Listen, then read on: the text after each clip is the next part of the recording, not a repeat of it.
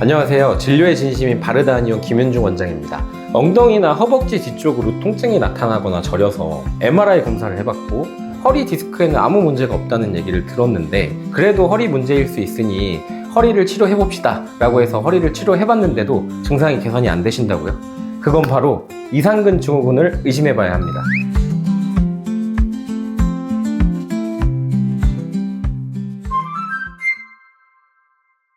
이상근은 엉덩이, 이렇게 골반에 있는 근육 중에 하나인데요.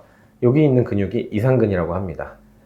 이 이상근 밑에는 이렇게 좌골신경이라는 신경이 지나가요. 그래서 이상근이라는 근육이 이 좌골신경을 누르게 돼서 이 신경의 증상이 나타나는 것을 이상근 증후군이라고 합니다.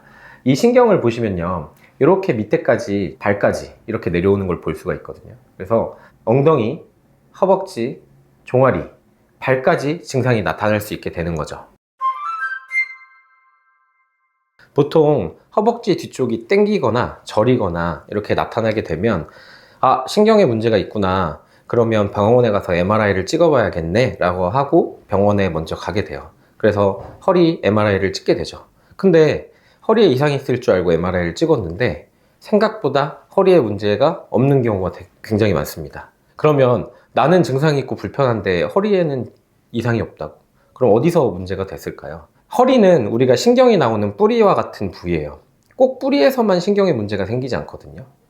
뿌리가 지나가는, 뿌리로부터 나오는 신경의 중간 부분들에서도 신경에 문제가 생길 수가 있는 거죠. 그 신경이 지금 보시면, 이 신경은 사실 위에서는 이 꼬리뼈부터 이렇게 모아져서 나와서 한데 모여가지고 이렇게 엉덩이를 타고 허벅지 쪽으로 내려가게 되거든요.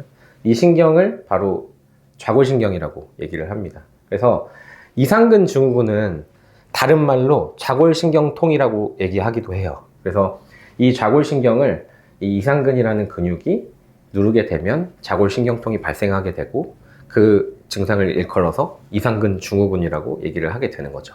그래서 이 신경이 허리에서 디스크가 돌출이 돼서 이 신경을 누르게 되면 디스크, 허리 디스크 질환이라고 얘기를 하게 되고요. 허리에서는 아무 문제가 없고 눌리는 부위가 없는데 이 중간 부분에서 이 신경이 누르게 되면 그때는 이상근 증후군이라고 얘기를 하게 됩니다. 그래서 제가 서두에서 말씀드렸듯이 증상으로만 봤을 때는 이 신경이 여기에서 눌리느냐 여기에서 눌리느냐의 차이일 뿐, 증상은 거의 같다고 볼 수가 있기 때문에 사실 헷갈릴 수밖에 없는 거죠. 그래서 좌골신경통이 이제 만약에 엉덩이 쪽에서 눌리게 되면요, 1차적으로는 엉덩이 쪽에서 증상이 나타날 수가 있고요. 그 다음에 2차적으로는 여기 내려와서 허벅지 뒤쪽, 우리가 햄스트링이라고 얘기하는 근육들, 그쪽에서 뭐 땡김이나 저림, 증상이 나타날 수 있고, 그 다음에 밑으로 내려오면 여기 오금 쪽으로 내려오거든요. 오금 쪽으로 내려와서 종아리 근육, 또 앞쪽에 갈라져서 정강이 근육. 사실 다리, 허벅지 뒤쪽, 그 다음에 다리의 옆면, 그 다음에 뒷면 부분까지도 다 그 좌골신경이 담당을 하고 있기 때문에 굉장히 광범위해요. 신경이 굉장히 길거든요. 그래서 이 엉덩이로부터 이 밑으로의 증상들은 이 좌골신경과 대부분 연관이 있다라고 해도 과언이 아니에요.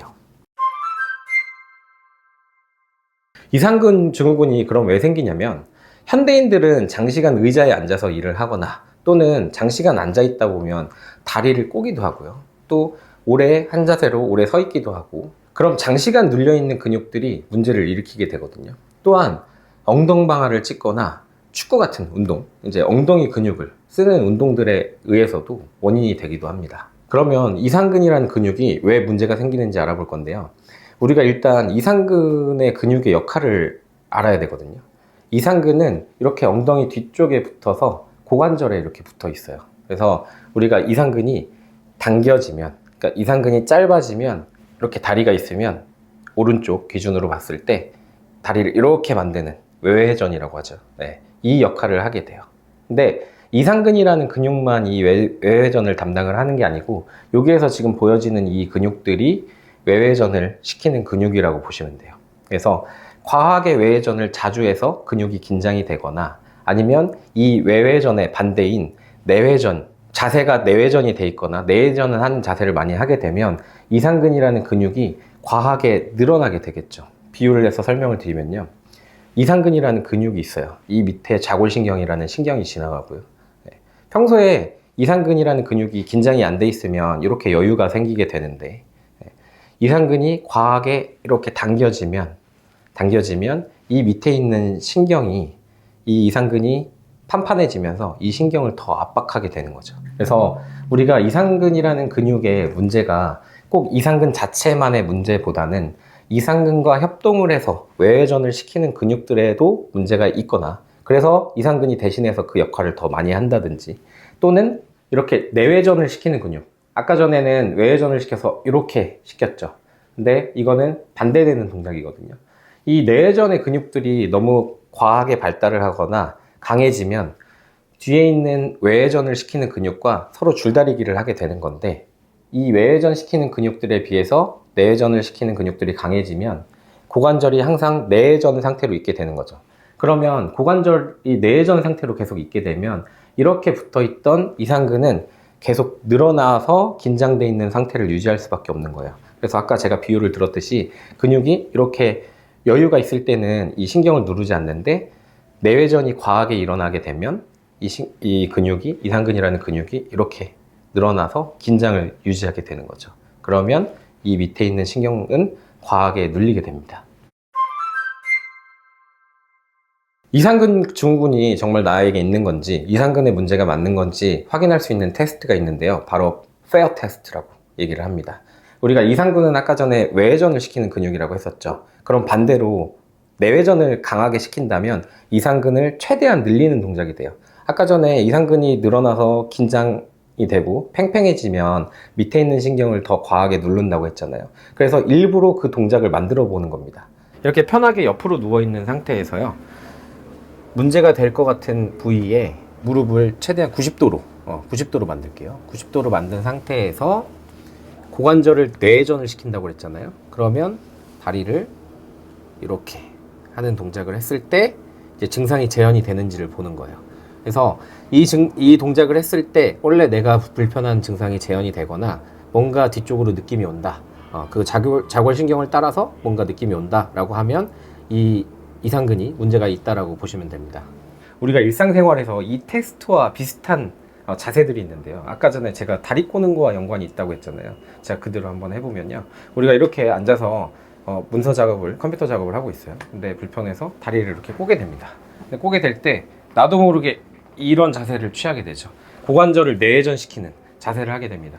그렇게 되면 이쪽 뒤쪽에 붙어 있는 이상근이 강하게 늘어날 수밖에 없어요. 아까 전에 90도로 무릎을 굽히고 내외전을 시키는 게 그 검사였잖아요. 마찬가지로 우리가 앉아 있을 때 다리를 꼬는 이 동작은 그 테스트와 비슷한 동작을 계속 하게 되는 거거든요.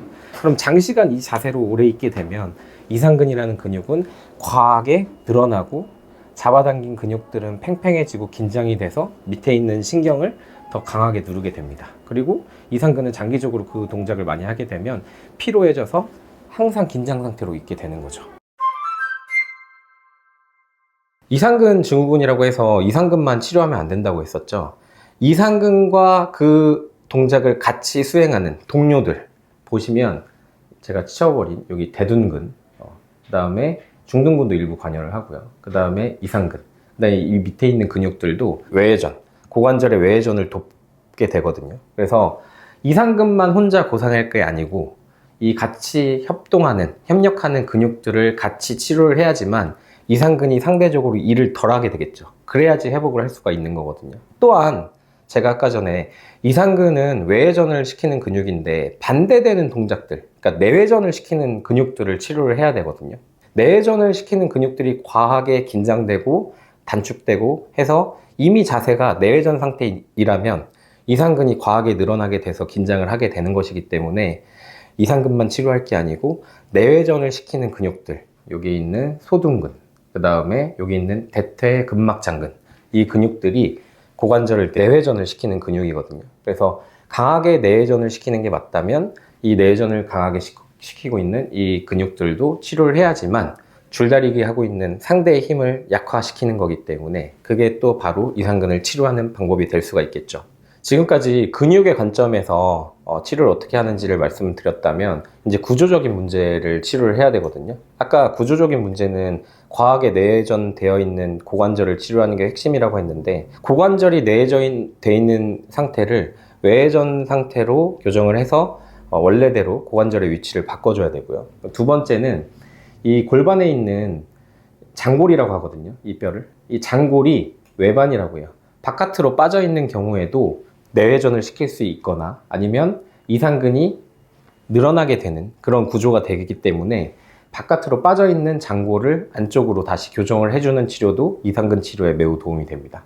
또한 이상근이 여기 고관절에도 붙어 있지만 이쪽 끝에서는 청골, 우리가 이제 꼬리뼈라고 흔히 얘기하는 이 부위에 붙어 있거든요. 그래서 예를 들면 꼬리뼈가 이런 식으로 틀어졌다 하면 이상근이 늘어나야 되는 그런 구조가 되겠죠. 그래서 그 청골이 이렇게 되어 있는 상태를 다시 원래대로 정상 위치로 만들어 준다면 이상근의 긴장을 줄여줄 수 있는 방법이 됩니다. 그래서 우리가 아까 전에 근육학적으로 근육 쪽으로 접근하는 방법이 있고요. 이렇게 구조적으로 문제를 파악을 해서 접근하는 방법이 있는데, 이는 한의원에서 추나 치료로 치료를 합니다. 여기 보시면요, 초음파 화면인데요, 여기 뒤에 위에 하얗게 있는 게 대둔근이라고 보시면 돼요. 우리 크게 엉덩이 쪽에 덮여 있는 근육이었고, 대둔근, 그다음에 밑에 이렇게 있는 게 이상근이라고 보시면 됩니다. 그래서 이상근 밑에 아까 뭐가 있었죠? 좌골신경이 있었죠. 그래서 이 이상근이 이 좌골신경, 이게 좌골신경이거든요. 그래서 이상근이 좌골신경을 눌러서 압박하게 되면 이 좌골신경에 신경 증상이 나타나는 게 좌골신경통 이상근 증후군이라고 말씀을 드렸죠. 그래서 우리가 치료는 이 이상근을 덮고 있는 대둔근, 또한 이상근처럼 외회전을 시키는 근육이 대둔근이라고 얘기했었죠. 그래서 대둔근, 이상근을 치료를 해볼 거고, 그 밑에 이상근과 좌골신경이 맞닿아 있는 이 부분도 치료를 할 겁니다. 첫 번째는 이상근으로 바늘이 가게 될 거고요. 이상근을 가기 위해서는 위에 있는 대둔근을 지나서 대둔근과 이상근 사이에 있는 근막을 풀어줄 건데요. 약침액이 들어가서 근막 사이를 벌려주면 그 근막 사이의 긴장도가 완화되고 그 근막 사이로 혈류순환이 좋아지면서 문제가 되는 근육의 긴장도를 낮출 수 있어요. 그리고 이상근 안에 이제 근복이라고 하거든요. 이상근의 근육의 한가운데 부분을 이렇게 풀어주게 되고, 실제로 지금 보셨겠지만 근육이 움찔하고 움직이는 걸 볼 수가 있거든요. 그래서 그거는 근육이 굳어 있다가 이렇게 팽팽해져 있다가 풀어지면서 나타나는 좋은 반응이라고 생각을 하시면 되고요. 이제 좌골신경 부위까지 바늘이 왔거든요. 아까 전에 제가 말씀드렸듯이 이상근과 좌골신경 사이에 있는 근막을 풀어줌으로써 그 이상근과 좌골신경 사이에 근막을 벌려줌으로써 압박감을 최대한 줄여주는 거죠. 그래서 이쪽 부위를 시술을 할 때는 좌골신경을 따라서 느낌이 오기도 하거든요. 그래서 환자분들이 시술을 할 때 그쪽으로 느낌이 와요, 뭔가 뻐근하게 내려와요, 느낌이 있어요 라고 말씀을 하시게 됩니다. 그 다음은 이제 대둔근인데요. 대둔근 한번 자극해 보도록 하겠습니다.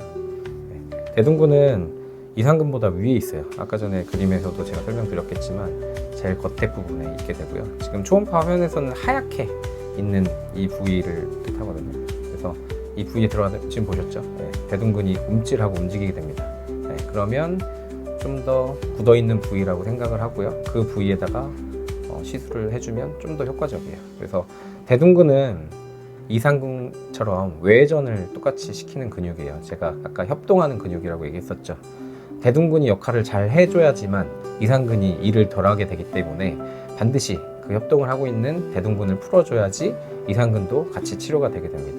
지금 이 초음파에서 보여지는 이 뷰는 대둔근과 중둔근과 소둔근을 동시에 치료할 수 있는 뷰거든요. 그래서 이 포인트에서 대둔근, 중둔근, 소둔근을 모두 한꺼번에 치료를 하게 됩니다. 그래서 우리가 고관절의 움직임에 관여하는 이 큰 세 가지 근육들을 동시에 치료할 수 있다는 큰 장점이 있기 때문에 많이 치료하는 치료 포인트라고 보시면 됩니다. 자, 초음파 약침 후에 이제 지금 고관절의 움직임과 연관되어 있는 근육들을 도침으로 풀어볼 건데요. 아까 전에 이제 이상근에 반대되는 동작을 하는 내회전을 시키는 근육들이 소둔근이랑 대퇴근막 장근이라는 근육이 있었거든요. 그래서 그 두 부분을 한번 치료를 해보도록 하겠습니다.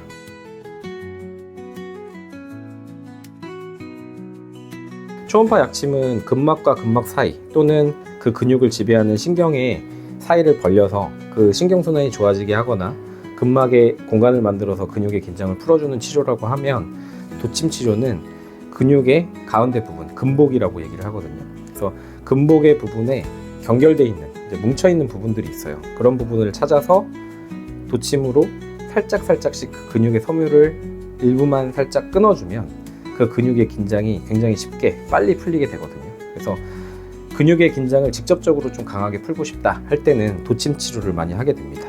이처럼 이상근 증후군이라고 해서 이상근만 치료를 한다고 하면 이상근의 긴장이 일시적으로는 풀릴 수 있겠지만 이상근이 자꾸 긴장되는 환경, 아까 말씀드렸던 과하게 고관절이 내전된다든지 그런 환경들을 개선하지 않으면 이상근은 또 붓고 뭉치게 되고 그럼 밑에 있는 신경은 또 압박을 받게 됩니다. 결국은 이상근이 긴장을 하지 않게 되는 그런 환경을 만들어주기 위해서 내외전을 시키는 골반의 근육들, 그 다음에 이상근과 같이 외전을 협동해서 하는 근육들을 같이 풀어줘야지만 이상근이 근본적으로 치료가 될 수 있는 거죠. 지금까지 허리 문제라고 생각을 하시고 주구장창 허리만 치료받으셨던 분들, 이상근 증후군을 꼭 확인하시고 그 부위를 꼭 치료해 보시길 바랍니다.